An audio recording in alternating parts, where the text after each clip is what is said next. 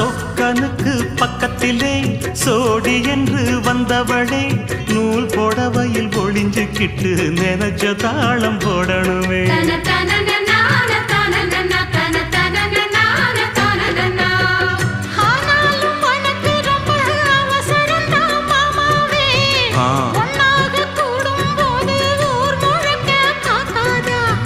பார்த்தாலும் தவறு இல்ல பனியுறங்கும் ரோசாவே உன்னால சொத்த வச்ச மூக்குலதான் வைக்காத